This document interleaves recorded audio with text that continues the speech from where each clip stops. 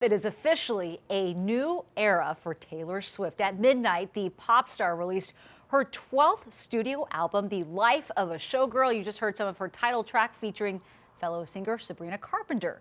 The 12-track album was recorded during her record-shattering Eras tour. And people all around the world, they gathered to celebrate this release, holding listening parties when the album dropped, also lining up overnight to get their hands on a physical copy. And if you maybe noticed some Swifties missing from your office today, maybe a few more sick calls than usual, it may be because they didn't want to be distracted from the release. A new survey from Bamboo HR revealed that 6% of salaried workers plan to take PTO today. Among fans, though, that number jumped to 15%. So it's already being widely celebrated by critics and fans. But in an interview with the Heart Radio Breakfast Show in the UK, the pop star said she wasn't sure an album written while in love would come so easily to her. And for more on this, let's bring in Stephen Horowitz. He's a senior music writer over at Variety. Stephen, very good to see you again. So this album, it really packs quite a punch in a relatively short amount of time, runs just 42 minutes. It's her shortest album since her first release. Also, as you've probably seen, plenty of hunting for Easter eggs in the lyrics already. But what really stands out to you about this album compared to the past 11? I think we see her, exploring her romantic life in a very positive light. This is not a sinister album.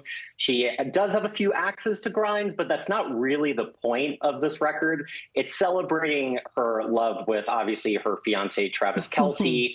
We're seeing her in a much sunnier, happier light, and I think it's communicated across these 12 songs. Yeah, I could listen to this all day. I actually have been listening to it all day. Stephen, also, Taylor Swift, as you well know, has always understood how to make a splash, but the release for this one, it's a little different than others, starting even with the announcement of it. It was on Travis and Jason Kelce's podcast. And now to catch her album's first music video, fans will have to head to the theater or maybe wait until Sunday night to see it online. Can you talk about the idea behind this kind of rollout, this kind of campaign? I think she's creating a communal experience for her fans so that they can listen to the record and watch the music video and get exclusive tidbits as a community, as a fandom. She partnered with AMC to roll out the official release party of A Showgirl, which is not your typical film. It's more like an event being staged in movie theaters all over the world, where you can really be with other Swifties and enjoy it together. And I think that's a really unique way to bring your fans together at a moment where you all want them to experience something that you put a lot of work into. And Stephen, I know that I mentioned the Easter eggs, the guessing games that are running about right now. What's really been one that has stood out to you in this?